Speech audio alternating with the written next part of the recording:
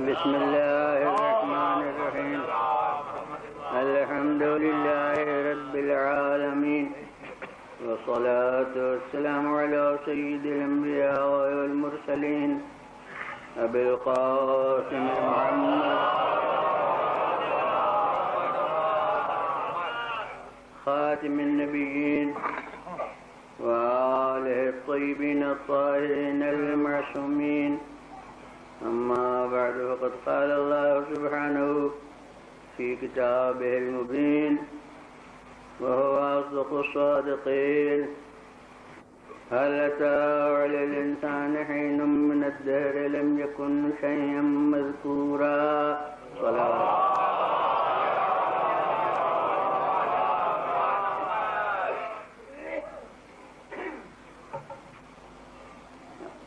آیت محتاج ترجمہ نہیں ہے، اور در حقیقت آیت کو عنوان بنانا صرف سورہ کی طرف ذہن کے منتقل کرنے کے لیے ہے، کیونکہ سورہ خود اسی آیت کے نام سے موسوم ہو گیا ہے.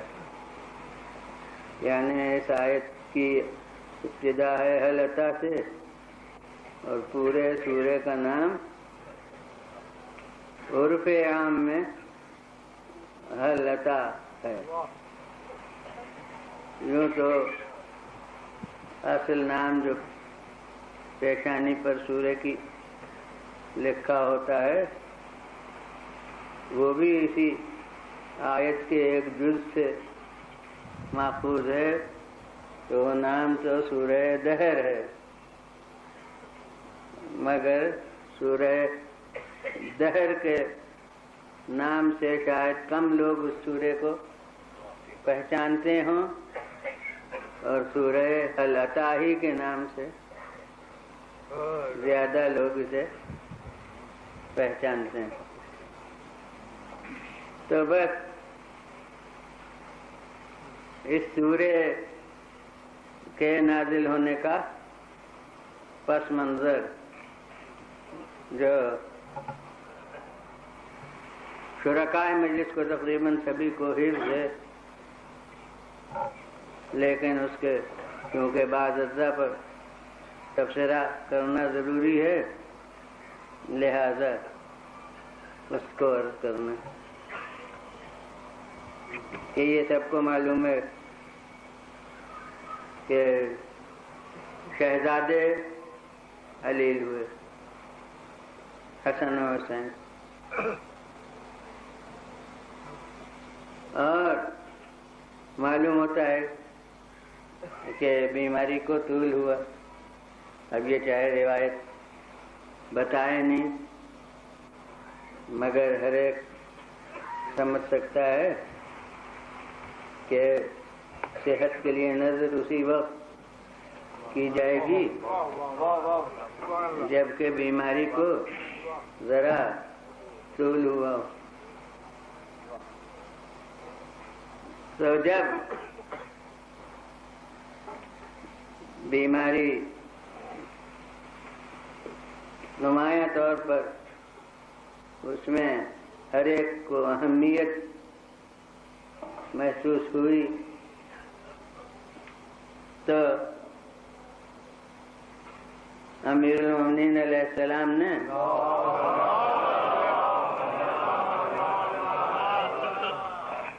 نظر فرمائی، اور میرا یقین ہے، ایمان ہے، بحد یقین ہے کہ وہ اگر صرف دعا کر دیتے تو وہ دعا بھی حصول مقصد کے لیے کافی ہوتی، مگر حقیقت میں ہمیں ایک وسیلہ دعا بتانا تھا کہ بارگاہ الہی میں مطلب براری کا ایک ذریعہ یہ ہوتا ہے کہ تم کسی کار خیر کی نظر کرو کہ اگر یہ کام ہو گیا تو میں یہ کار خیر انجام دوں گا. اب پھر واقعے کو پورا بات کو کروں گا. میں نے عرض کیا کہ واقعہ معلوم تو سبھی کو ہے، اصل میں تو تفسیر ہی کرنا ہے. اس کے بعد اجزا پر تو بہت سے آیات ہیں. ایک یہ جو خصوصیت سے کسی محل پر ہمیں معلوم ہے کہ نازل شدہ ہیں، مگر دنیا انہیں ایک عام وصف بنا دیتی. مگر کچھ آیات ایسے ہیں کہ خود مضمون آیت یہ بتاتا ہے کہ یہ کسی خاص واقعے سے متعلق ہے، یعنی وہ عام وصف اسے قرار ہی نہیں دیا جا سکتا. تو وہاں خود آیت تشنگی پیدا کرتی ہے شان نزول کے معلوم کرنے کی. یعنی خود قرآن اعلان کر رہا ہے کہ میں کافی نہیں ہوں اس کے سمجھنے کے لیے جب تک تحقیق نہ کر لو.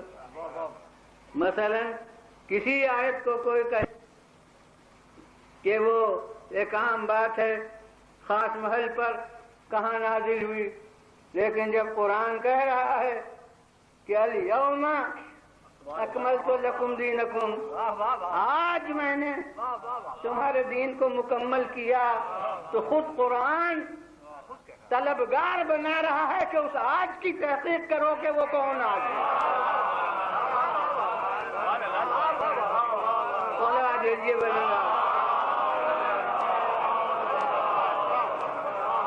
پھر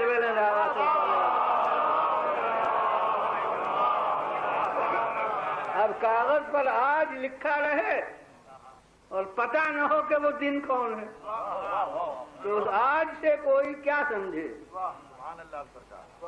اس کے معنی یہ ہے کہ قرآن مجید خود مطالعہ تاریخ کی دعوت دے رہا ہے. اب اگر کسی نے الیوم کی پوری آیت حفظ رکھی اور اس آج کو بھول گیا تو مقصد خالق کو بھول گیا.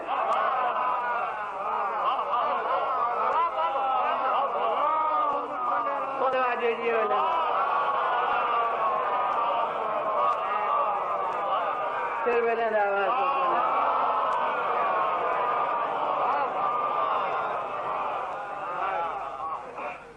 اسی طرح سے مثلا انما ولیکم اللہ ورسولہ والذین آمنوا الذین یقیمون الصلاة ویؤتون الزکاة وہم راکعون.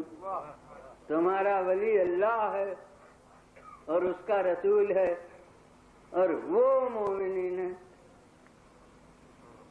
اب مومنین کی لفظ تو عمومیت رکھتی ہے، لوگ کہیں گے کہ بحمداللہ سبھی مومنین. اب اس کے بعد آیا الذین یقیمون الصلاۃ، وہ مومنین جو نمازی بھی ہیں. خیر وہ بقلم میں خود مومنین خارج ہو گئے جو اتفاق سے نمازی نہیں ہیں، مگر قرآنی تصور تو یہ ہے کہ مومن اگر ہے تو نمازی ضرور ہے، نمازی نہیں ہے تو مومنی کیسا ہے. لہذا ابھی اس صفت کو عام کو قرار دے سکتا ہے کہ جو یا نمازی ہوں وہ بھی سب مومنین بحمداللہ. تصور قرآنی تو یہی ہے کہ سب مومنین نمازی ہیں. اب بھی عام ہے وَيُؤْتُونَ الزَّكَاةَ، اور زکوٰۃ دیتے ہوں. اب بھی سمجھ لیجئے کہ وہ جہاں جہاں حکم نماز ہے وہاں وہاں حکم زکوٰۃ ہے۔ اب چاہے ہمارے معاشرے میں شرائط سب مومنین میں زکوٰۃ کے نہ موجود ہوتے ہوں، اس لیے پابند شرع بھی بہت سے نمازی ہوں اور زکوٰۃ نہ دیتے ہوں، اس لیے کہ وہ شرائط ہی ان میں نہیں ہے۔ مگر اب یہ دوسرا شعبہ ہے، اس کو تفصیل سے ذہنیت کرنا ہے کہ قرآن میں ہر جگہ حکم صلاۃ کے ساتھ تقریباً حکم زکوٰۃ ہے۔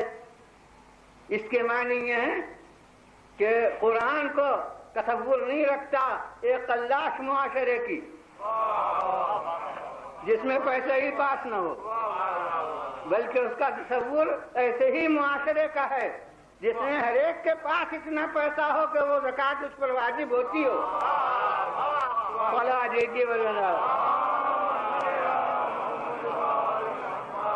پھر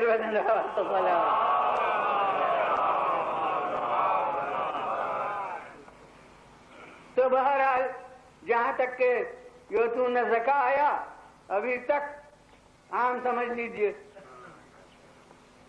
لیکن جب اس کے ساتھ آیا وہم راکعون، زکوٰۃ دیتے ہیں اس حالت میں کہ جو رکوع میں ہیں، تو اب تو میں ہر مکتب خیال کی فقہ کی کتابیں ڈھونڈ رہا ہوں، ورق گردانی کر رہا ہوں، اور کہیں مجھے نظر نہیں آتا کہ کوئی نماز کی قسم ایسی بھی ہوتی ہو جس میں حالت زکوٰۃ میں، حالت رکوع میں زکوٰۃ دینے کا حکم ہوا ہو۔ تو میں کہتا ہوں کہ اب وہم راکعون کی صفت نے بتا دیا کہ یہ وصف عمومی نہیں ہے، مد خصوصی ہے۔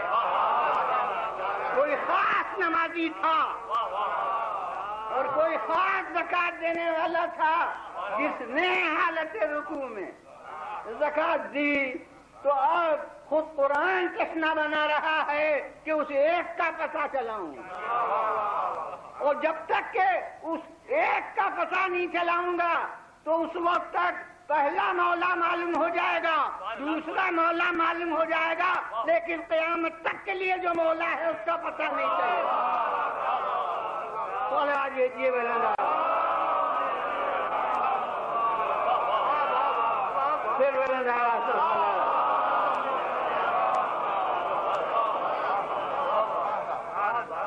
تو خود مضمون آیت بتا رہا ہے کہ حکم عام نہیں ہے بلکہ کوئی خاص ہے جس کے لیے یہ وصف ثابت ہوا ہے، اور اسی کا تعارف مد نظر ہے۔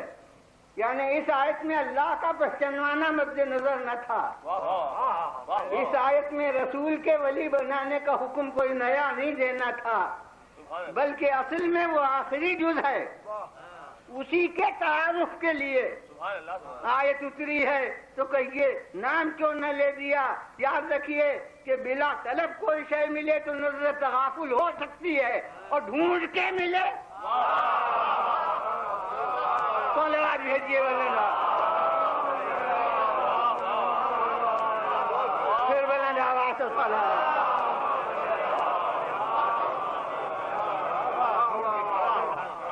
تو اب تلاش تو کرنا ضروری ہو گئی بضرورت فہم قرآن، اور چاہے یوں کہیے کہ بضرورت معرفت مولا۔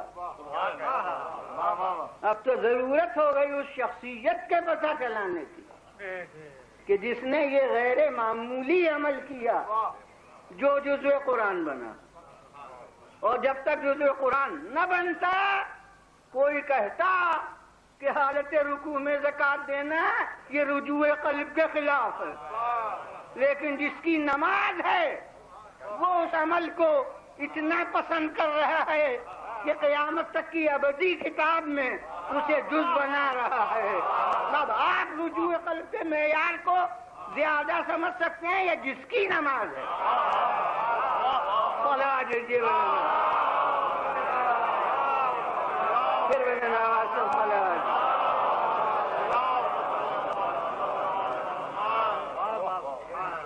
تو اس کے رجوع قلب میں تو کوئی شبہ کی گنجائش ہی نہیں ہے۔ اب جو دیکھا دیکھی آیت کو طلب کرنے کی خاطر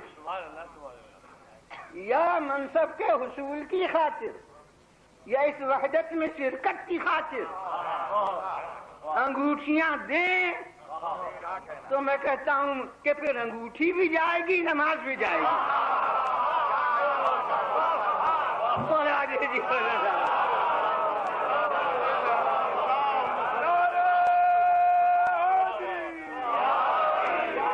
پھر میرا آواز تو پھر مولا دیجیے۔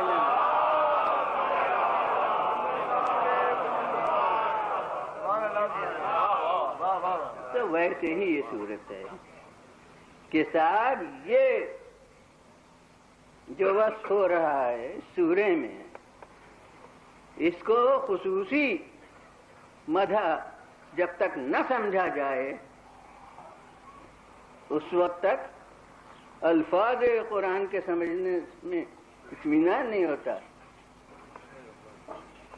اب ایسا کوئی حکم نہیں ہے خاص کہ تم نظر کیے ہی کرو۔ میں سمجھتا ہوں کہ فیصدی کتنے بڑے پرہیزگار لوگ ہوں گے کہ عمر میں انہوں نے کبھی کوئی نظر نہیں کیے۔ نظر کرنے کا کوئی حکم نہیں ہے کہ تم نظر مانا ہی کرو۔ ہاں نظر کرو تو پھر وفا ضرور کرو، لیکن نظر نہ کرو تو کوئی ترک واجب کیسا ترک مستحب بھی نہیں ہے، نہ کوئی وجوبی حکم ہے نہ کوئی استحبابی حکم ہے کہ تم نظر ضرور مانو۔ جی نہیں، عمر بھر میں آدمی کوئی نظر نہ کی ہو، اس نے کوئی ذمہ داری اس کے وفا کی نہیں جب نظر ہی نہیں کی، تو نظر کرنا کوئی احکام اسلام میں نہیں ہے۔ تو یہی کوئی وصف عام نہیں کہ آدمی نظر ہی کرے، پھر نظر بھی کرے تو یہ سب اس پر گزرے کہ نظر جب پوری کرے تو کوئی یتیم بھی آئے، کوئی اسیر بھی آئے، کوئی مسکین بھی آئے، اور وہ پھر کھانا بھی انہیں کھلائے، تو ذرا بھی کوئی اگر فہم قرآنی میں عام سمجھ سے کام لے تو بھی اس کی سمجھ میں آئے گا کہ یہ تو کوئی خاص روداد ہے جو سنائی جا رہی ہے، یہ کوئی عام تعریفیں نہیں ہیں۔ لہذا آیت تو خود بتاتی ہے کہ کوئی روداد ہے۔ بس اب میری عادت نہیں ہے ممبروں پر چیلنج دینے کی، مگر اس کو کوئی چاہے چیلنج اپنی لفظوں میں سمجھے، میں لفظ چیلنج نہیں کہتا، نہ کہنے کی خاطر کہہ رہا ہوں، یہ کہنے کو کہ میں یہ لفظ اس کو میں صحیح نہیں سمجھتا ہوں، مگر میں کہتا ہوں کہ صاحب الفاظ قرآنی بتا دے رہے ہیں کہ یہ کسی جماعت کی گزری ہوئی روداد ہے، کسی جماعت کی کسی وقت کی سرگزشت ہے، جسے قرآن اپنی ابدی دستاویز میں پیش کر رہا ہے۔ تو اب دنیا کوئی روداد مجھے سنائے یا جو میں سنا مجھے سنے، اگر کسی کے پاس کوئی دوسری روداد ہو ان آیات کے مرکز کے لیے تو وہ روداد سنائے۔ بہرحال کوئی تو جماعت ہے جس کا یہ وصف خاص ہے اور جس کے عمل کا یہ نقشہ ہے جسے قرآن مجید نے پیش کیا ہے، تو اب دنیا بتائے کہ وہ کون جماعت. اب صرف پیشانی پر مکیہ لکھ دینے سے ذہن ہٹائیے اس منزل سے. تو یہ مکیہ و مدنیہ لکھنا تو آپ کے قلم کی بات تھی. اب ہمیں تو سورے کے مضامین سے دیکھنا ہے کہ وہ مکیہ ہے یا مدنیہ ہے, اور نہ جانے آپ نے کس غرض سے مکیہ لکھ دیا ہو. صلوات دیجیے بلّہ.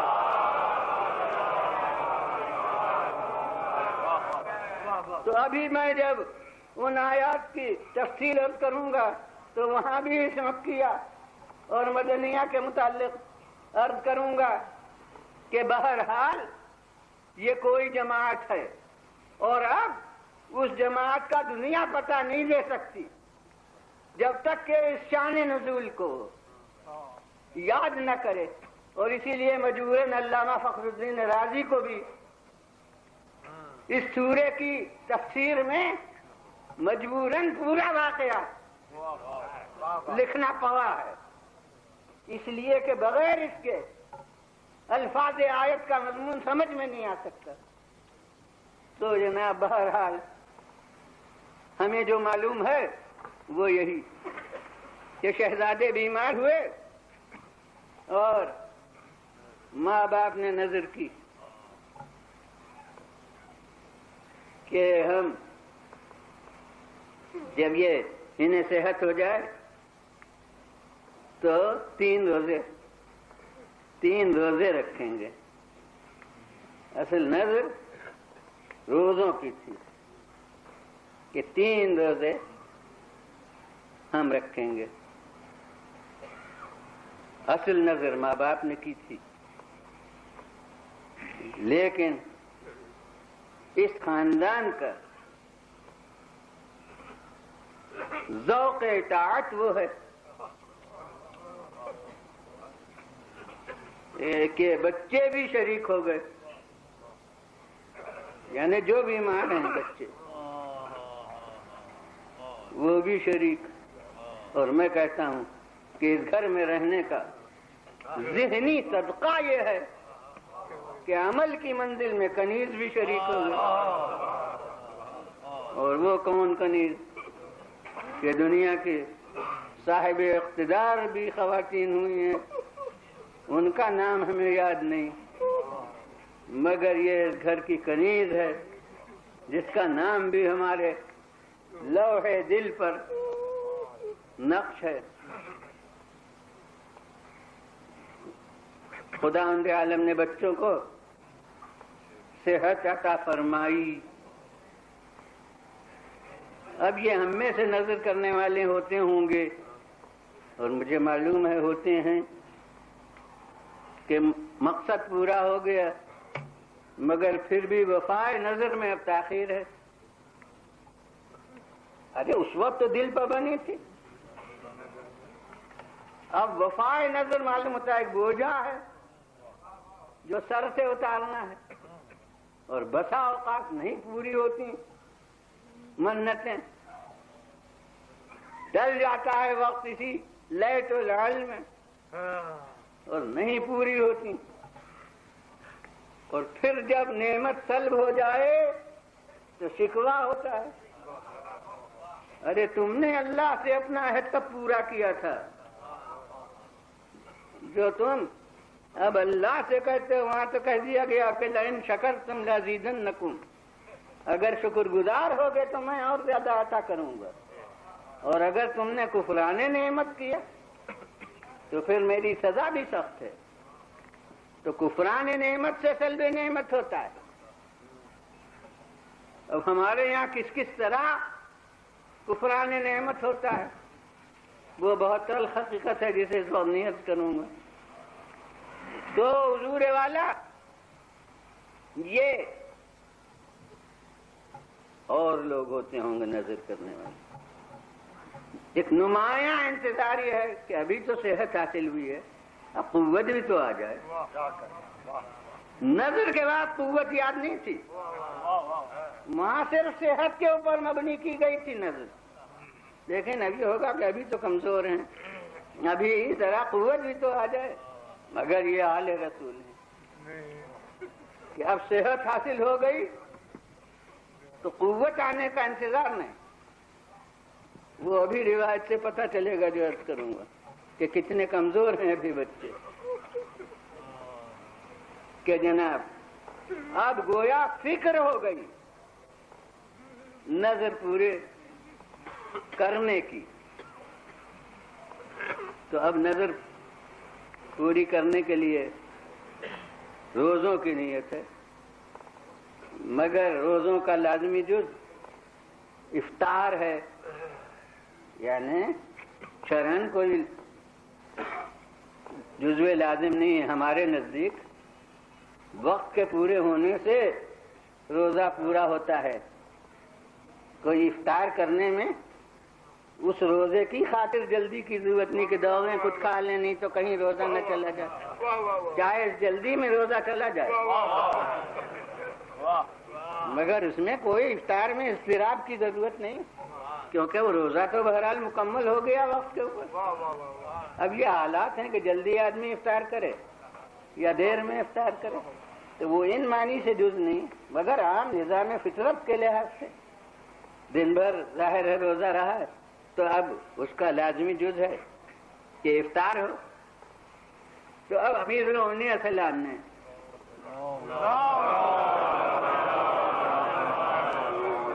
میں تو سمجھتا ہوں کہ ان روزوں کی رعایت سے کہ معلوم ہے کہ 3 دن کے روزوں کے ہمیں نظر لہذا روز کہاں جا کے انتظام کیا کریں گے. اب ایک ہی دفعہ 3 دن کے روزوں کے افطار کا سامان کر لیں. یہ بس مولا نے گویا سہولت عمل اختیار فرمائی. تو اب اس گھر میں جس طرح انتظام ہوا کرتا تھا اس طرح انتظام کیا کہ ایک یہودی کے یہاں تشریف لے گئے اور اس سے اجرت کے اوپر صوف حاصل کیا کہ یہ درست کیا جائے گا اور اس کی اجرت اتنی مقدار میں غلہ ہے اناج جو 3 دن کے روزوں کے افطار کے لیے کافی ہو. وہ جناب 3 دن بھر کا صوف کہ 3 دن میں وہ اس کو درست کیا جائے گا اور 3 دن کے افطار بھر کا غلہ یہ اس کی اجرت میں یہ لے کے تشریف لیا ہے. اور حضرت فاطمہ زہرا سلام اللہ علیہ کو سپرد فرما دیا. اور اب 5 ہستیاں روزے دار ہو گئیں گھر میں جو ہیں. اب وہ کون کون کیا بتاؤں. کوئی گویا حد سے تجاوز سمجھے مگر میں کیا کروں جس حقیقت کی طرف میں توجہ دلانا چاہتا ہوں کہ ایک ہے حضرت علی ابن ابی طالب علیہ السلام, دوسرے ہیں حضرت فاطمہ زہرا سلام اللہ علیہا, تیسرے ہیں حضرت امام حسن, چوتھے ہیں امام حسین. یہی میں ذرا لرز رہا ہوں کہتے ہوئے کہ میں کیا کروں کہ یہاں 5 طن کی تعداد فضا کو ملا کے پوری ہوتی ہے. صلوات بھیجیے بلند پھر بلند آواز سے صلوات.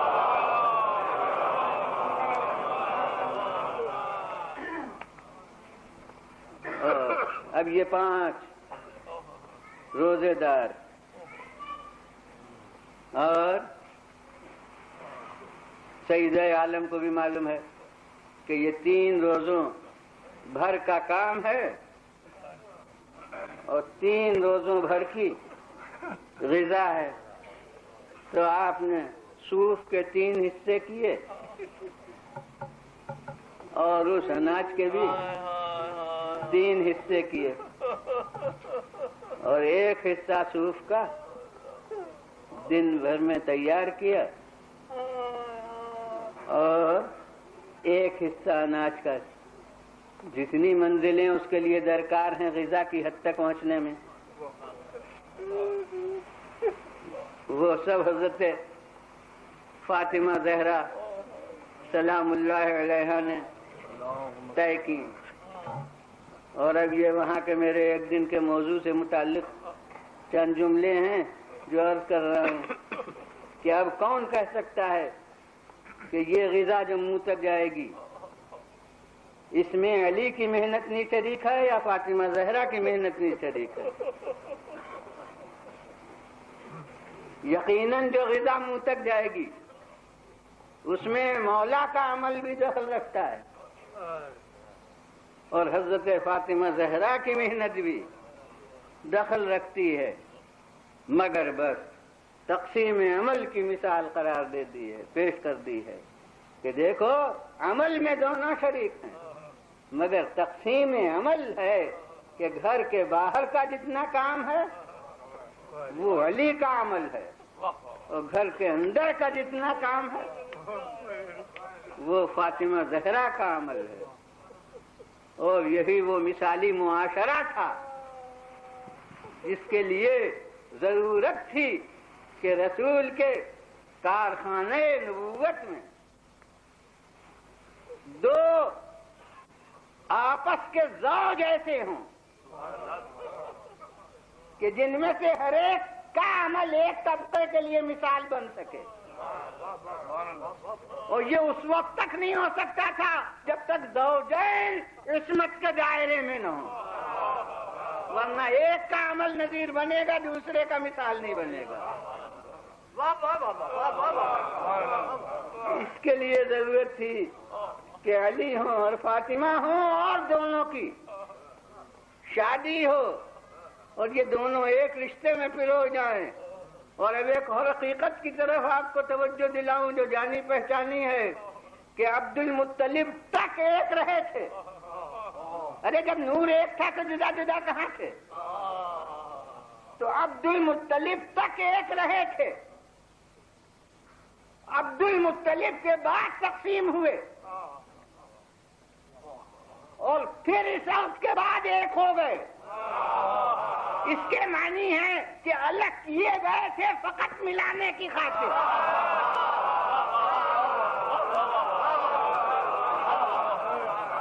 صلوات بھیجیے بلند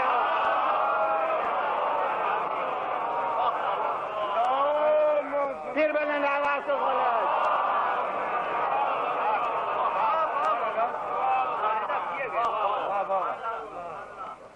ضرورتاً الگ کیے گئے تھے کیونکہ عبد المطلب کی منزل میں اگر الگ نہ ہوتے تو ان کے آئین شریعت کے روح سے پھر متحد نہیں ہو سکتے تھے۔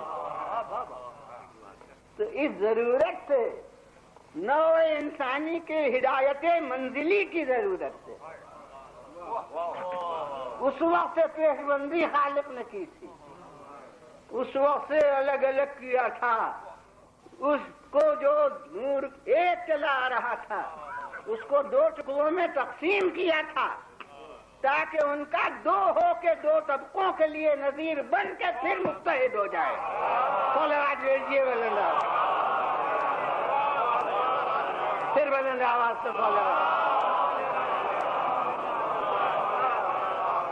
اور یہ جناب ہمارے ہندوستان کے دیہاتوں میں رواج ہے۔ ہم بھی تو جناب غفران مآب کے پہلے تو دیہاتی کہتے نصیر آباد ضلع رائے بریلی ہمارا، جسے اب تک بھی کبھی کبھی وطن کہتے ہیں کہ وطن جانا ہے، تو نصیر آباد کو ہم لوگ سب وطن کہتے ہیں، تو وہ دیہاتی تو ہے، تو اس لیے دیہات کے تقاضے مجھے معلوم ہیں، دیکھے ہوئے بھی ہیں، اور اکثر لوگوں کو معلوم ہوں گے کہ جب شادی ہوتی ہے اور اس کا بلاوا جاتا ہے تو اس وقت میں کچھ افراد ہیں جن کو دونوں طرف کے شجرے معلوم ہیں، تو وہ پھر کئی پشتوں تک کا شجرا دونوں طرف کا کہہ کے بلاوا دیتے ہیں کہ وہ لڑکا جو فلاں کے بیٹے ہیں، فلاں کے بیٹے ہو، وہ فلاں کے بیٹے ہو، اور وہ لڑکی جو فلاں کی بیٹی ہے، فلاں، اس طرح کئی پشتوں تک. تو اب یہاں تو مجھے معلوم ہے کہ وہ کس قسم کے لوگ ہوتے ہیں. وہ پیشہ ور ہیں کہ جو مقرر ہیں اسی کام کے لیے، جب انہوں نے ہر خاندان کے ہجرے ضرورتاً حفظ رکھے ہیں. اب یہاں تو دردی بن کے بھی ملک آیا کرتا، تو یہاں بھی ہر کام تو فرشتے ہی کیا کرتے ہیں. لہذا فرشتے جو آئے ہیں خالق کی طرف سے اس منزل کے اوپر، ان کو لڑکے کا خاندان بھی بتانا ہے اور لڑکی کا خاندان بھی بتانا ہے، مگر خاندان کے لیے اسے کہیں دور تک کا شجرہ حفظ نہیں کرنا ہے. جبرائیل امین یہی پیغام لاتے ہیں کہ زوج النور من النور، تو نور کی نور سے شادی کر دیجیے. یعنی دولہا کا خاندان بھی نور ہے اور دلہن کا خاندان بھی.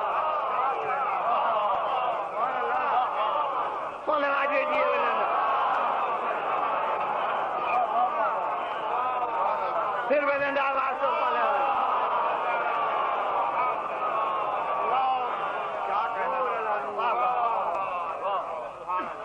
اور اسی لیے اس نور کا مظہر جو آخری آیا ہے اور جو ابھی پردے کے اندر ہے، اس کے پشت پر بقلم قدرت لکھا ہوا ہے کہ یریدون ان یطفئوا نور اللہ بافواہہم. ارے ان لوگوں نے بہت چاہا کہ اللہ کے نور کو بجھا دیں اپنی پھونکوں سے، مگر خدا کو اسے باقی رکھنا ہو، اسے قیامت تک باقی رہتا ہے. اور اس کی اتفاق سے آپ کو شوق ہے تاریخ نکالنے کا کہ تاریخ ولادت بھی نور تھی. صلوات بھیجیے بلند، پھر بلند آواز سے صلوات. تو جناب والا، اب وہ حسن اور حسین، خالق نے قرآن میں ایک اور لفظ کے ساتھ دونوں کا پتہ دیا، مرج البحرین یلتقیان، دو دریاؤں کو. وہ فرشتے کی زبان تھی، اس نے نور کہا، اور خالق نے اسے کہا کہ بحر ہے، یہ بھی بحر ہے، وہ بھی بحر ہے. ہم تو ندیوں کے معنی میں دریا کہتے ہیں، مگر حقیقت میں فارسی اور عربی میں دریا اور بحر سمندر کو کہتے ہیں. یعنی نہ اس کی تھا کسی کو معلوم، نہ اس کی تھا کسی کو معلوم، نہ اس کے فضائل کی کوئی حد، نہ اس کے فضائل کی کوئی حد. تو اس نے خاندان دونوں کا بتایا نور، خالق نے دونوں کو بتایا کہ دونوں دریا، دونوں بحر، اور وہ لامحدود ذات عالم امکان میں اسے لامحدود دیکھ رہی ہے. اور اب جو برآمد ہیں نسل کے، تو یخرج منہم اللؤلؤ والمرجان، وہ موتی ہیں کہ جو برآمد ہوئے ہیں ان دونوں دریاؤں سے. تو اب اس میں وہ سب شریک ہیں اس عمل میں، یعنی وہ علی ہیں اور وہ فاطمہ ہیں. اور اب انہوں نے کردار کی منزل میں یہ مثال قائم کی کہ دیکھو، یہ نہ سمجھنا چاہیے کہ اسلام نے کسی ایک طبقے کو بیکار بنا دیا اپنے نظام کے روح سے، مگر ہر ایک کا کام اس کے نوعیت فرائض کے لحاظ سے. علی کا کام دروازے کے باہر تھا، گھر سے باہر، اور فاطمہ کا کام گھر کے اندر. اب جناب یہ دونوں کی محنت کا نتیجہ، اور دسترخوان بچھا اور افطار کا سامان آیا. وہ سامان کیا؟ یعنی وہی روٹیاں، اب اس کے ساتھ نمک ہو، جو ہو، کھجوریں ہوں، وہ تفصیل 60 کے جز کی نہیں آئی. بہرحال روٹیاں اسی اناج کی جو اس محنت کے نتیجے میں وہ سامنے آیا تھا کہ بس ادھر وہ دسترخوان بیچا، ادھر دروازے پر سے آواز آئی کہ انا مسکین من مساکین المدینہ، میں ایک مسکین ہوں، غریب ہوں، مدینے کے غریبوں میں سے، بھوکا ہوں، کیا میرا شکم سے کیا جائے گا؟ بس اب یہ جزیات راوی تھوڑی بتاتے ہیں، یہ بتقاضائے محل جیسے چشم دل سے نظر آتے ہیں کہ علی نے ہاتھ روکا، فاطمہ زہرا نے ہاتھ روکا، حسن و حسین نے ہاتھ روکا، گھر کی کنیز فضہ نے ہاتھ روکا۔ کیا علی نے ایک ایک سے کہا کہ تم بھی اپنی روٹی دے دو، تم بھی اپنی روٹی دے دو؟ میں کہتا ہوں کہ سوال کرنے والا ایک تھا، اپنی شکم پوری کے لیے اس کا پیٹ ایک آدمی کی غذا سے بھر جاتا۔ ایک آدمی سوال کر رہا ہے اپنی شکم پوری کے لیے اور اس کو 5 آدمیوں کی غذا چلی جاتی ہے، تو کیا علی نے ہر ایک سے کہا تم بھی دو؟ ضرورت کیا تھی؟ وہ تو تنہا ان کی روٹی چلی جاتی، سب بھی اس کا مقصد پورا ہو جاتا، اس کا سوال پورا ہو جاتا۔ مگر اب شاعروں کی زبان میں کہوں کہ جیسے توارد فکر ہوتا ہے ویسے یہاں توارد عمل ہے۔ جب روح اطاعت میں سب ایک تھے تو منزل عمل میں جدا نہیں ہو سکتے تھے، اب ہر ایک اپنا ہاتھ روک رہا ہے، یعنی ہر ایک چاہ رہا ہے کہ میری روٹی جائے، تو اب تو علی مانے خیر ہوتے جو کسی کو روکتے۔ صلوات بھیجیے بلند آواز، پھر بلند آواز سے صلوات۔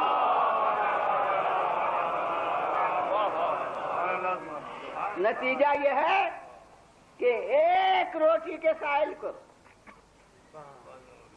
5 روٹیاں گھر کی چلی گئیں اور افطار پانی سے ہو گیا،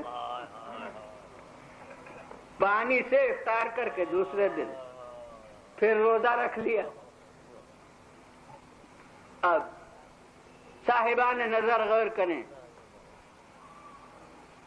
کہ ابھی غلہ موجود ہے، کیا حضرت فاطمہ زہرا معاذ اللہ تن آسانی کے لیے، محنت سے بچنے کے لیے بچوں کا بھوکا رہنا گوارا کر سکتی ہیں؟ ارے کون مشکل ہے کہ ابھی اسی غلے میں سے ایک حصہ لے کے اور روٹیاں تیار کر لی جائیں 1-2-4 گھنٹے کی دیر سے، مگر نہیں جناب، یہ آئین سب دے رہا ہے کہ وہ غلہ آیا ہے بطور اجرت، لہذا جتنا عمل ہوا ہے وہی ہماری ملکیت ہے۔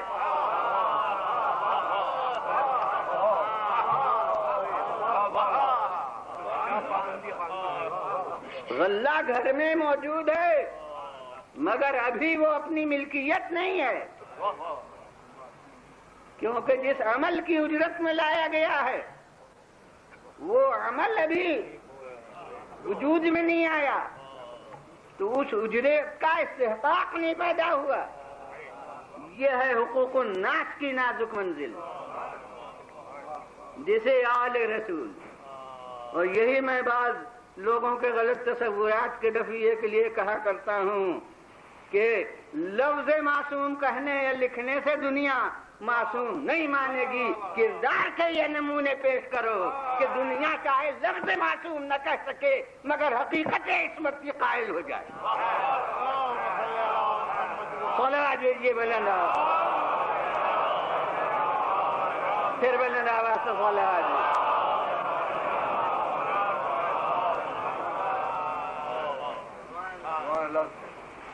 اب ظاہر ہے کہ دوسرا روزہ ہے بغیر غذا،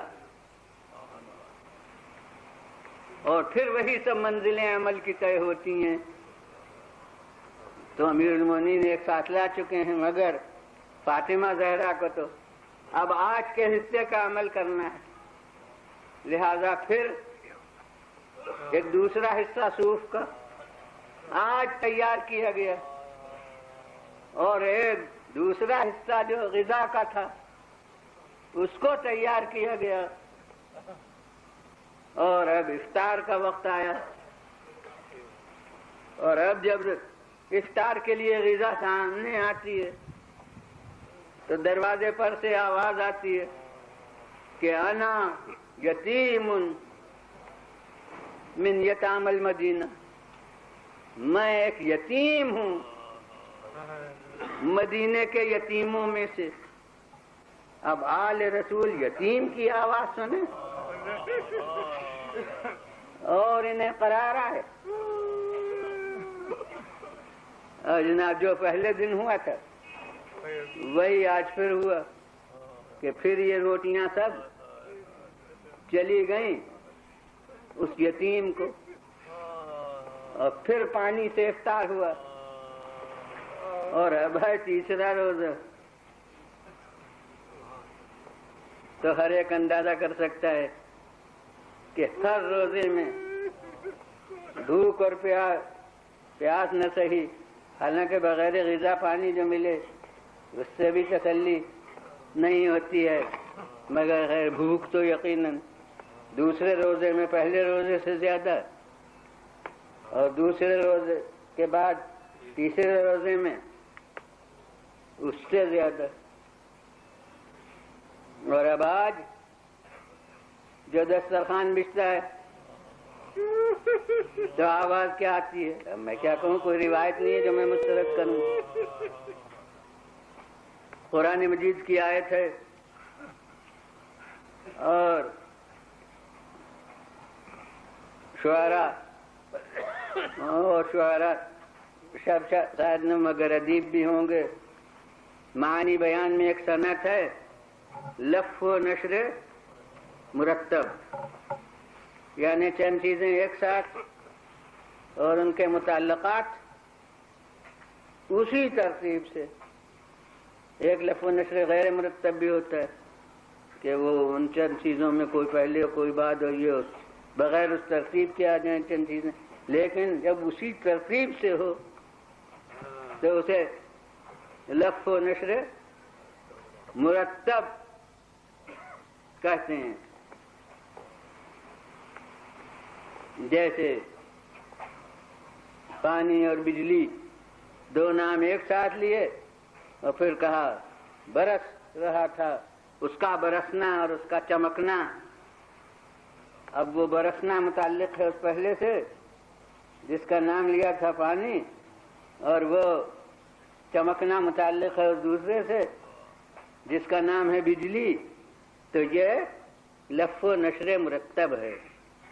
تو اب یہاں جس ترتیب سے عمل ہوا تھا اس ترتیب سے قرآن میں اس کا بیان ہوا ہے. یطعمون الطعام علی حبہ مسکینا و یتیما و اسیرا. خواہش غذا کے باوجود یا اللہ کی محبت کے باوجود، تفسیر میں دو احتمال ہیں کہ اس کی محبت میں یعنی خواہش غذا کے باوجود یا اللہ کی محبت میں کیا ہوتا ہے؟ یطعمون، کھانا کھلاتے ہیں، مسکینا و یتیما و اسیرا، مسکین کو، یتیم کو اور اسیر کو، یعنی جس ترتیب سے ان کا عمل اس ترتیب سے قرآن کا وصف. میں کہتا ہوں کہ وہ تو شاعر کے ایک کلام میں مثلا پہلے مصرے میں لف ہوتا ہے، دوسرے مصرے میں نشر ہوتا ہے، یہاں میں دیکھتا ہوں کہ لفظ ہے قرآن ناطق کے عمل میں اور نشر ہے قرآن صامت کے اوراق پر. صلوات دیجیے وزن.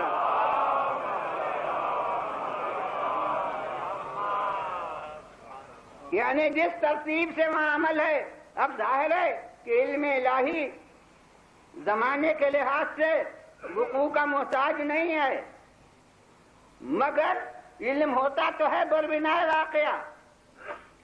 زمانہ یہ نہیں ہے کہ پہلے نہ معلوم ہو، جب دیکھیں تو معلوم ہو. وہ ازل میں علم ہے مگر ہوتا ہے بربنائے واقعہ. تو میں کہتا ہوں کہ لوح محفوظ میں جیسے آیتیں بہہ رہی تھیں ان کے عمل کو سامنے رکھ کر،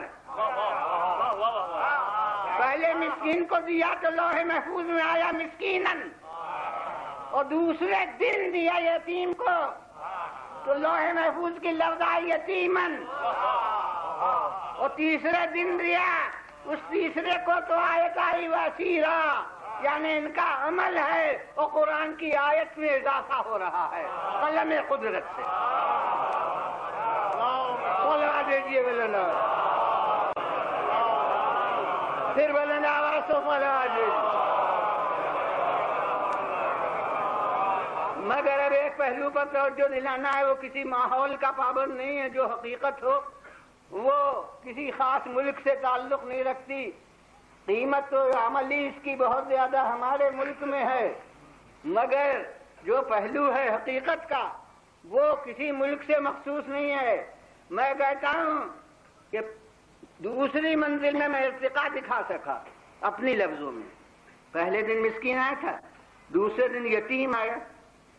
میں نے کہا کہ بھلا آل محمد یتیم کی آواز سنیں اور قرار آئے.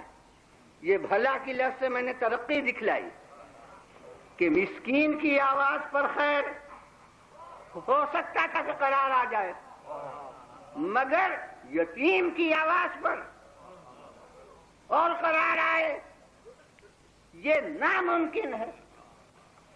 اور اب تیسری لفظ جو ہے اسیرن، اب یہ کچھ لوگ تو واقف ہوں گے، بہت سے نقطہ رس مفسرین نے اس پہلو پر توجہ کی ہے جو میں عرض کر رہا ہوں.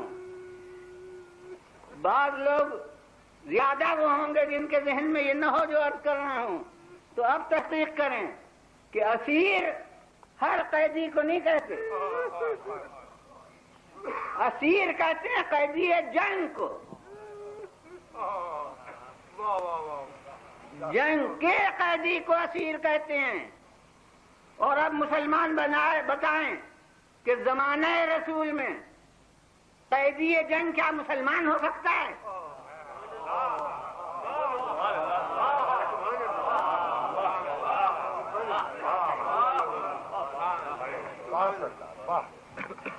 اسیر کے معنی ہیں قیدی جنگ. اس سے ایک حقیقت کا پتہ چلتا ہے، پہلے دن مسکین تھا، دوسرے دن اسیر تھا، اور بھوک کا طوفان بہوا ہے، مگر وہ سب حقوق ایمانی کا امتحان تھا. اور آخری دن جب خواہش غذا معراج کمال پر ہے تو آج حق انسانی کا امتحان ہے، حق ایمانی کا نہیں.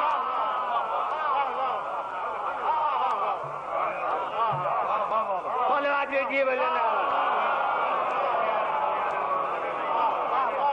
پھر بلند آواز سے صلوات.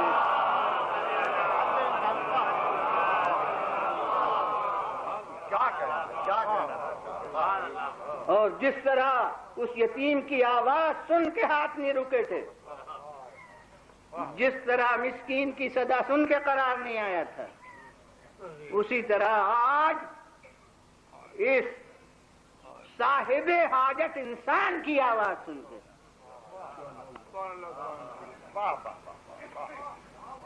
ہاتھ نہیں رکے.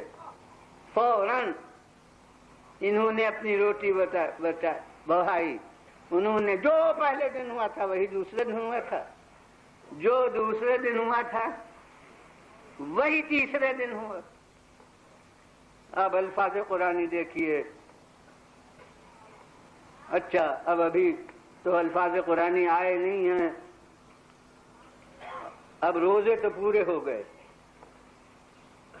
یعنی نظر کی وفا ہو گئی. اب چوتھا دن ہوا تو روزہ تو آج نہیں ہے مگر غذا بھی تو ابھی نہیں ہے. ارے وہ تو 3 دن کا انتظام ہوا تھا، اور اب یہ انتظام قدرت دیکھیے، مشیت ربانی دیکھیے کہ باوجود کہ اکثر رسول اللہ روز آتے تھے خانہ سیدہ میں،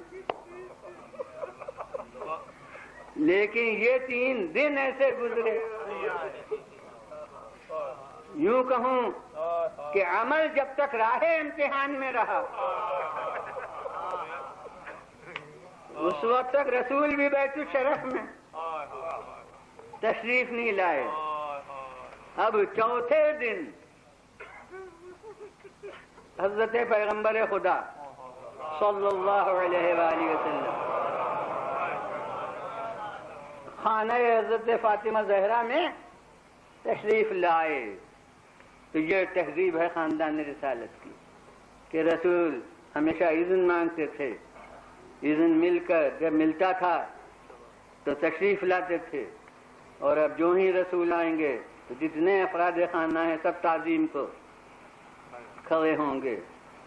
تو اب علی تعظیم کو کھڑے ہوئے، حضرت فاطمہ زہرا سلام اللہ علیہا تعظیم کو کھڑی ہوئی، اور وہ دونوں بچے جو ابھی بیماری سے اٹھے تھے اب وہ تعظیم کو کھڑے ہوئے. تو جو غیر معمولی چیز ہوتی ہے وہی جزو تاریخ و حدیث بنتی ہے کہ اب بچے جو کھڑے ہوئے تو یہاں میں سمجھتا ہوں کہ رسول کی نگاہ علی کے چہرے پر بعد کو گئی، فاطمہ زہرا سلام اللہ علیہا کے چہرے پر بعد کو گئی. مگر جو جزو روایت بنا معلوم ہوتا ہے کہ پیغمبر کی نگاہ پہلے بچوں کے پیروں کی طرف گئی. تو روایت نے، حدیث نے یہاں اب تشبیہ کے لحاظ سے بعض وقت مرقع کشی کے لیے اس میں قید نہیں کہ کون سی چیز جو زیادہ ذہن کو قریب لا سکے. جیسے امیر المومنین نے فرمایا تھا یوں پیچھے پیچھے چلتا تھا جیسے اونٹنی کا بچہ اونٹنی کے پیچھے چلتا ہے. تو اب یہاں مورخ کو مثال ڈھونڈنا تھی، ریاروی کو مثال ڈھونڈنا تھی. تو وہ یہ جزو روایت آیا کہ بچے جو کھڑے ہوئے تو اس طرح سے قدم ان کے تھرا رہے تھے جیسے چوزے مرغ جو ابھی پیدا ہوا ہو اس کے قدم تھراتے ہیں. تو اب ظاہر ہے کہ باہر کا راوی اس نے یا رسول سے سن کے روایت بیان کی ہے یا گھر کی کسی اور فرد سے سن کے، تو وہ محسوس نمایاں جو چیز تھی ضعف کی، کمزوری کی، وہ حسن و حسین کے قدموں کے اوپر نظر تاریخ کی پوری کہ اس طرح تھرا رہے تھے قدم. اور اب رسول نے سب کے چہرے کو دیکھا، ایک خاص اثر محسوس ہوا. اور اسے بہت دفعہ کہتا رہا ہوں کہ وہ علم نبوت اور علم امامت الگ چیز ہے، لیکن عام نظام یہی تھا کہ بات پوچھی جاتی تھی، سوال کیا جاتا تھا.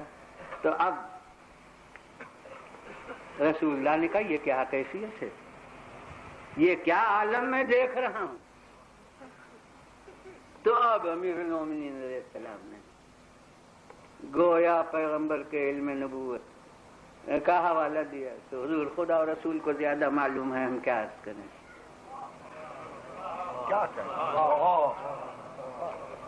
اب اس کیفیت کو سن کے آپ پر اثر ہوتا ہے تو رسول کے دل پر کیا گزری. اور آپ ذرا خاموش ہوئے تو اب جبرائیل امین بسم اللہ سمیت 31 آیتیں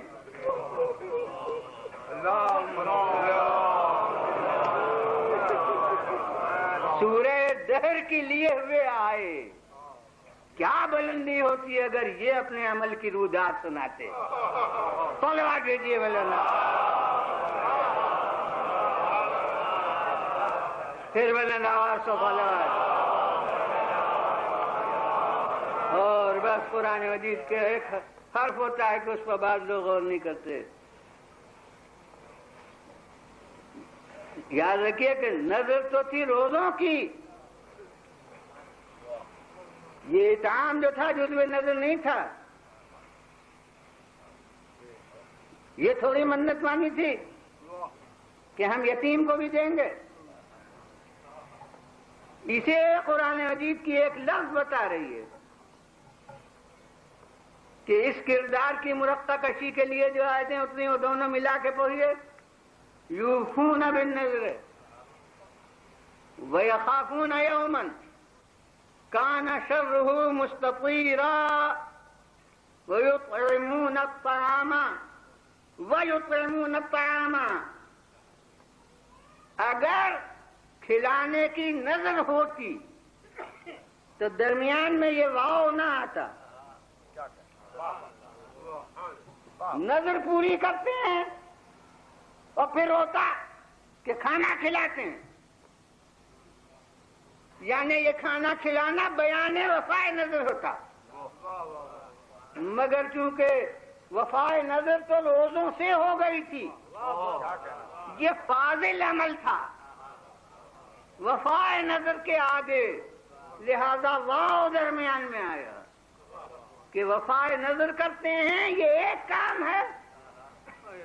وَيُطْعِمُونَ الطَّعَامَ، اور کھانا کھلاتے ہیں اس کی خواہش کے باوجود یا اس کی محبت میں یتیم کو اور مسکین کو اور یتیم کو اور اسیر کو. تو یہ اس نظر کی تکمیل تو روزوں سے ہوئی تھی اور یہ مزید فاضل عمل ہے. اس کے اوپر ایک نتیجہ مرتب کرنا ہے مجھے، یا قرآن مجید کی آیت سے ایک استفادہ کرنا ہے. اس کی وجہ سے آپ کو اس پر متوجہ کیا ہے. یطعمون الطعام علی حبہ ویطعمون الطعام، اور کھلاتے ہیں اس کی محبت میں یتیم اور اسیر و مسکین کو.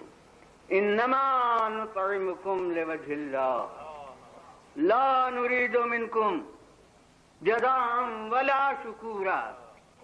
ارے یہ ہم تمہیں کھلاتے ہیں، ہم تمہیں کھلاتے ہیں صرف اللہ کی رضا کے لیے. نہ تم لوگوں سے جزا چاہتے ہیں، نہ تم لوگوں سے شکر گزاری چاہتے ہیں. عام تصور یہ ہے کہ انہوں نے کہا یہ، مگر کیا انہوں نے کہا یہ؟ وہ سب اجتماعی طور پر کب آئے تھے؟ جو جمع کے صیغوں سے کہتے انما نطعمکم، ہم تم لوگوں کو کھلاتے ہیں. وہ لوگ کب آئے تھے؟ وہ تو ایک دن ایک عدد مسکین تھا، ایک دن ایک عدد یتیم تھا، ایک دن اسیر تھا تنہا. وہ اجتماعی طور پر کبھی آئے ہی نہ تھے. تو اب کیا ہے؟ ہم تمہیں کھلاتے ہیں صرف اللہ کی رضا کے لیے. نہ تم سے جزا چاہتے ہیں، نہ تم سے شکریہ چاہتے ہیں. اور ماشاءاللہ نقطہ رس لوگ ہیں، افراد ہیں کہ جس کو دیا جائے اس سے یہ کہا جائے تو اس میں بلندی بھی نہیں رہتی. ارے اس سائل سے کہا جائے کہ نہ تم سے جزا چاہتے ہیں اور نہ تم سے شکریہ کہتے ہیں. ہم میں سے کوئی سائل کو دینے والا تو یہ کہے گا نہیں. آل رسول سائلوں سے کہتے تو سائل کب ایک دم سے آئے ہی نہ تھے. نہیں، یہ زبان سے نہیں کہا تھا، یہ ان کے دل کی صدا تھی جسے خالق نے اپنے الفاظ میں جزو قرآن بنا کے اتار دیا.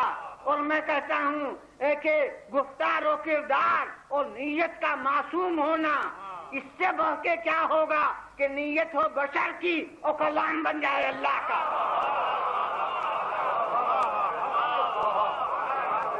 صلوات بھیجیے بلند آواز۔ پھر بلند آواز سے صلوات۔ انما نطعمکم لوجہ اللہ، ہم تمہیں صرف خدا کی مرضی کے لیے دیتے ہیں۔ یہ ہر دن ان کے دل کی آواز تھی جسے اللہ نے قرآن بنا کے اتار دیا۔ اب خدائے عادل، اس کے عدل کا کیا تقاضا ہے؟ انہوں نے کہا تھا کہ تم سے نہ جزا چاہتے ہیں، نہ تم سے شکریہ چاہتے ہیں۔ کس کے لیے کر رہے ہیں؟ خدا کے لیے۔ تو خدا نے کہا کہ وہ بھلا تمہیں جزا کیا دیتے؟ ارے تم نے ہماری خاطر سے کیا تھا۔ دو لفظیں تھیں تمہارے یہاں، تمہاری نیت میں، کہ نہ تم سے جزا چاہتے ہیں اور نہ تم سے شکریہ چاہتے ہیں۔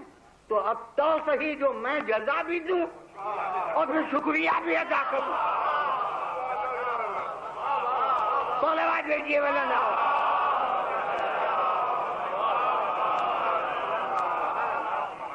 پھر بلند آواز سے صلوات۔ اور یہ تو ایک پہلو ہے، اور دوسرا پہلو جس کے لیے میں نے کہا تھا کہ وفائے نظر روزوں سے ہو گئی تھی، جبھی وہ واؤ بیچ میں آیا، یہ جزو وفائے نظر نہ تھا۔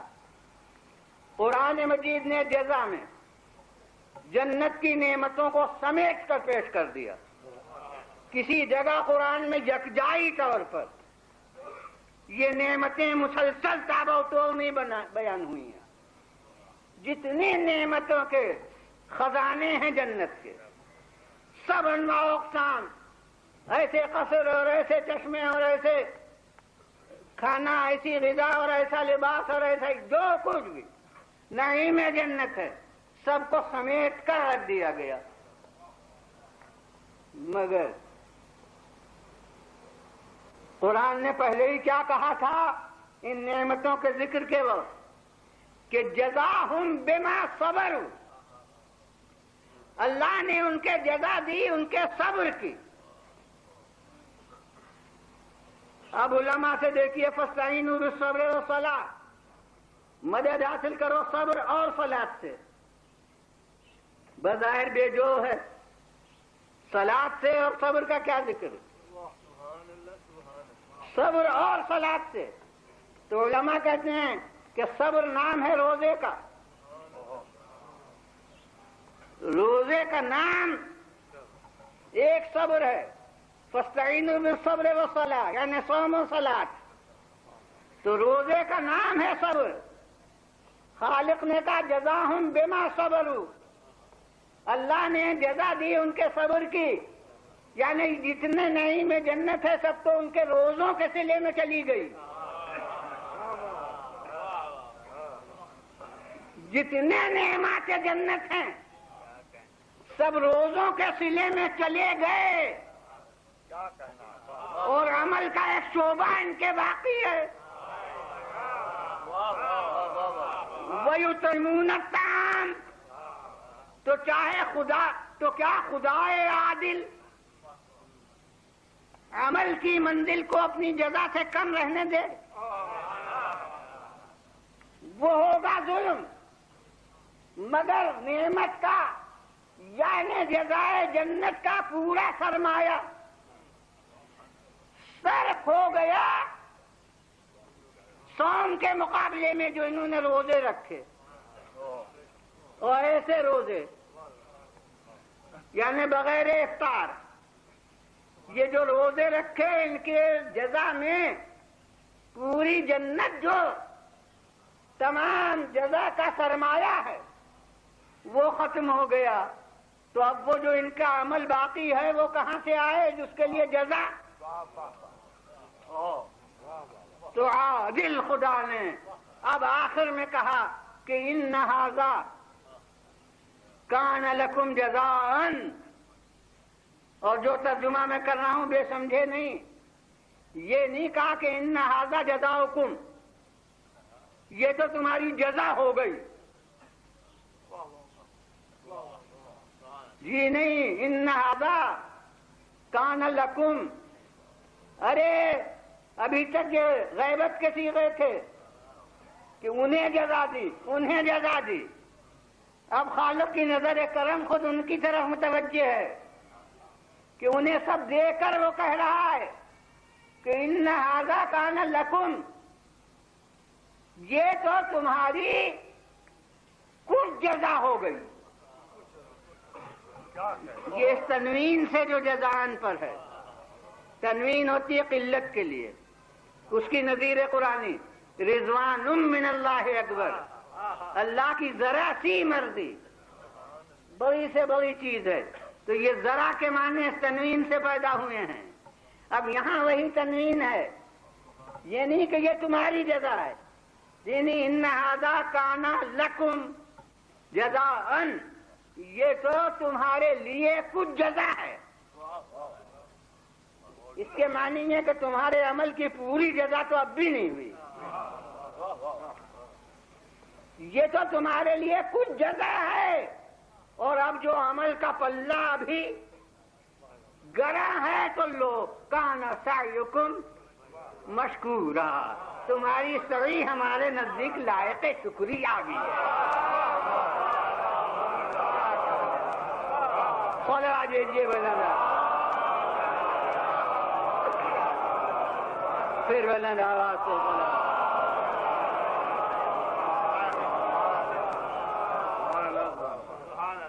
بس جناب، علماء نے نکتہ رسی سے کام لے کر غور سے دیکھ کے کہا ہے کہ سب نعمتیں جنت کی سمیٹ کر اکٹھا کر دی گئی ہیں سورہ دہر میں، مگر نعمات جنت میں اور جگہ ذکر ہے، اس سورے میں حور کا ذکر نہیں ہے۔ لباس ہے، چشمے ہیں، قصور ہیں، مگر اس سورے میں حور کا ذکر شروع سے آخر تک کہیں نہیں ہے، تو اس کے لیے سوچا تو یہی سمجھ میں آیا ہے کہ چونکہ صاحب کردار افراد میں فاطمہ زہرا بھی ہیں،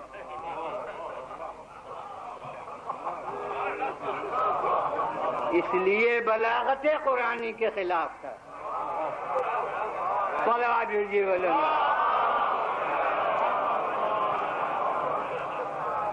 پھر بلند آواز سے بولا۔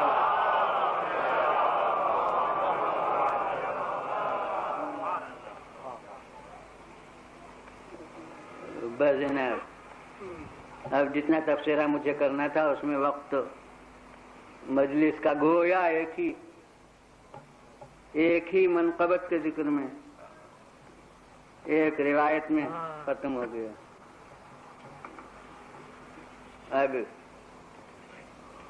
بس میں تو اب یہ کہوں گا کہ یہ کچھ ان کی تاریخ زندگی سے یہ 3 دن کی خصوصیت کچھ وابستہ ہے۔ باب فضائل میں یہ 3 ہیں روزے، اور باب مصائب میں وہ 3 دن ہیں کربلا والے۔ ان 3 دن میں کم سے کم بیچ میں پانی تو مل رہا تھا،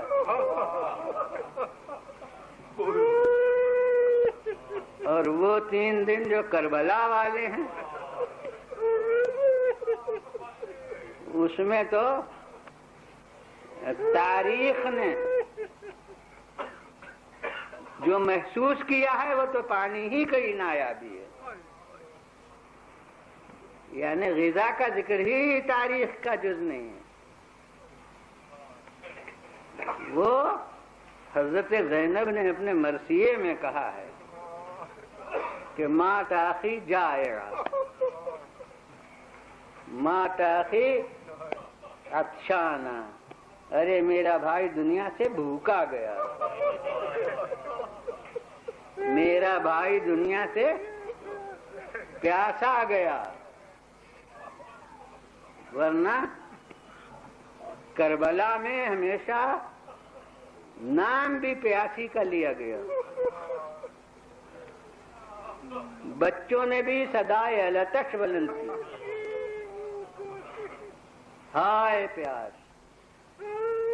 اور میدان جنگ میں تقریریں جو ہوئیں ان میں بھی پیاسی کا ذکر۔ مولا نے بھی ہمیشہ یہی کہا کہ پیاسا ہوں، بھوک کا نام کسی نے نہیں لیا۔ اسے ہمارے علماء میں آغا شیخ جعفر شوستری نے جو مجتہد تھے، مگر انہوں نے بیان مصائب کو شروع کیا، مجتہد ہونے کے ساتھ ذاکر ہونے کی ابتدا انہوں نے کی، صاحب خصائص، اور اتنی جلیل القدر ہستی تھی کہ جس شب کو وفات ہوئی ہے تو آسمان پر تلاطم لوگوں نے محسوس کیا، یعنی قیامت برپا تھی ستاروں کے ٹوٹنے کی۔ یہ بس کلینی کے روز سال وفات میں ہوا تھا، سن 329 ہجری میں، مصنف کافی، اس کا نام ہو گیا سنۃ تناثر النجوم، وہ سال جس میں ستارے بکثرت ایک رات کو ٹوٹے تھے۔ اور ایک یہ جناب شیخ جعفر شوستری کی جس رات کو وفات ہوئی، اس رات آسمان پر تلاطم برپا تھا۔ یہ سن 1303 ہجری کا واقعہ۔ تو بڑی جلیل قدر ہستی تھی، انہوں نے خصائص میں لکھا ہے کہ ہمارے مولا جس طرح 3 دن کے پیاسے تھے، اسی طرح 3 دن کے بھوکے بھی تھے، بلکہ شاید پانی سے پہلے غذا مفقود ہو۔ لیکن کربلا میں سوال آب تو طرح طرح ہوا، لیکن سوال غذا ایک دفعہ بھی نہیں ہوا۔ ان کا بات یہ ہے کہ انتہائی مصیبت کے باوجود بھی حسین کا کیا ذکر، ان کا کوئی بچہ بھی عزت نفس کی منزل سے نیچے نہیں اترا۔ پانی کا مانگنا عیب نہیں ہے۔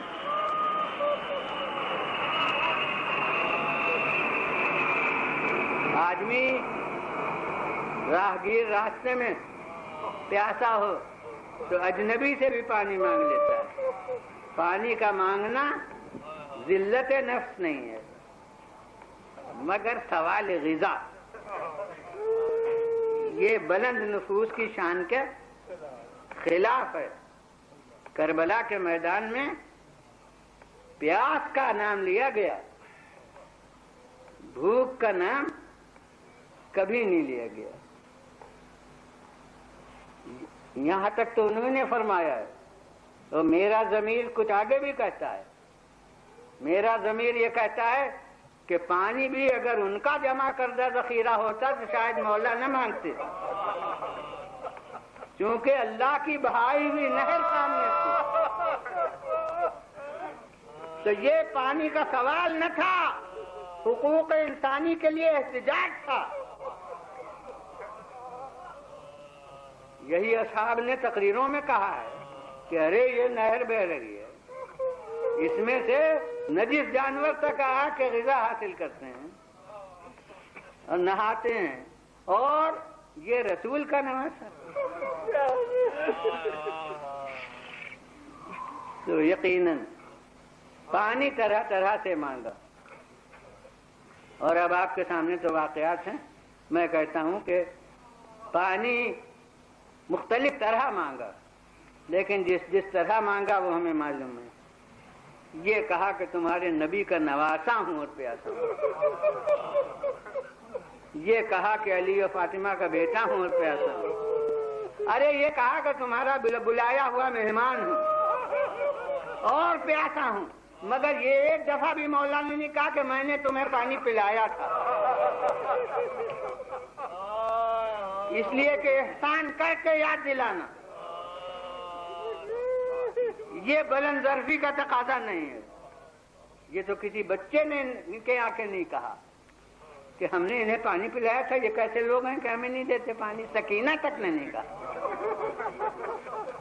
یہاں تو احسان کیا جاتا تھا بھول جانے کے لیے، اسے یاد دلانا تھوڑی، وہ ہم نے کسی صلے کی امید میں تھوڑی کیا تھا۔ اور اہل عزا ہر طرح پانی مانگا، بلکہ جب سوال آب میں اپنی زبان نے کام نہ کیا تو بے زبان کی زبان سے بھی کام نہیں، مگر یہ سوال غذا نہیں کیا۔ ہاں، زینب کبریٰ نے مرثیہ میں کہا، اور اہل عزا وہ تو میں نے کہا کہ وہ 3 دن تھے، اور یہ 3 دن کربلا کے بھی، مگر یہ 3 دن تو 7ویں سے اور 10ویں تک ہیں۔ اب زینب کبریٰ کب تک پیاسی رہیں؟ جناب ام کلثوم کب تک پیاسی رہیں؟ اور اہل عزا علی اصغر کی حد عطش بتا سکتا ہوں، مگر سکینہ کب تک پیاسی رہیں؟ کوئی کہے کہ کب حد عطش، میں کہتا ہوں جب تیر آیا، تیر سے دور بڑھائی ہوئی، تیر سے سمجھیے پیاس بھی بجھ گئی، لیکن سکینہ کب تک تشنہ لب رہی؟ سال گزشتہ کی آج کی مجلس میں عرض کر چکا ہوں گا کہ مجھے تو تاریخ میں پتہ ہی نہیں لگتا کہ کھانا کب آیا اور پانی کب آیا۔ میری تو سمجھ میں یہی آتا ہے کہ بس جو پہرا بیٹھا تھا وہ اٹھ گیا، کیونکہ وہ شیر نہیں رہے جن کا ڈر تھا۔ اب فرات بہ رہی ہے سامنے، جس پیاسے کا دل چاہے جا کے پانی پی لے۔ پھر کبھی غذا بھی آئی ہوگی جب فرصت ہوئی ہوگی، کبھی پانی بھی آیا ہوگا، مگر کب آیا میں یہ نہیں بتا سکتا، جزو تاریخ نہیں ہے، ایک عام روایت ہے، وہ جو آپ سنا کرتے ہیں وہ کہیں تاریخ میں ہے نہیں کہ کب آیا۔ اور میرے سامنے تو ایک دلدوز پہلو ہے کہ جو پیاسوں کی طرف آگ بھیجیں گے وہ بھلا پانی بھیجیں گے۔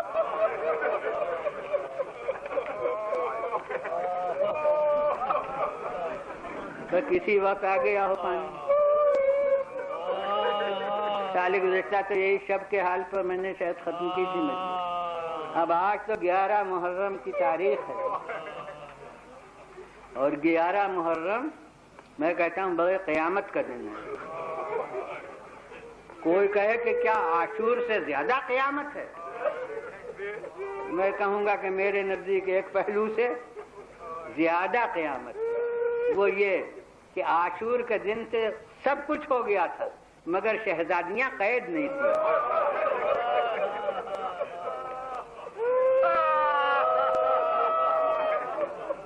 اور آج 11 محرم کو پہلا دن ہے کہ شہزادیاں اب قید ہو چکی ہیں، اور بس اب آخری جز ہے کہ یہ اور قیامت ہے کہ آج کربلا سے روانگی بھی ہے۔ کوئی کہے یہ کون خاص قیامت ہے؟ ارے پہلے مدینے سے روانگی ہوئی تھی، پھر مکے سے روانگی ہوئی۔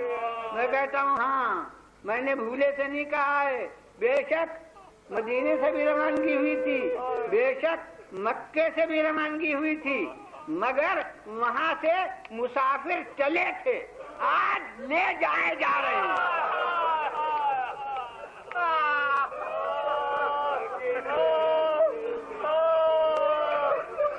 اب آپ نے محسوس کیا کہ کیا قیامت ہے،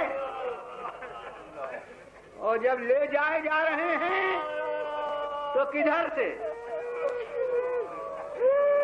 سنی ہوگی آپ نے، روایت مشہور ہے کہ جنگ خیبر میں رئیس یہود کی بہن قید ہو کر رسول کے سامنے آئی۔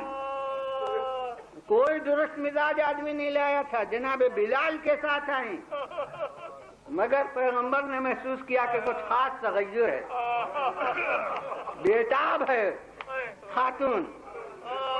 پیغمبر نے فرمایا کیوں، تمہارے ساتھ کیا کوئی زیادتی ہوئی ہے؟ دیکھیے قیدیوں سے یوں دلجوئی سے بات ہوتی ہے، تمہارے ساتھ کوئی تشدد ہوا؟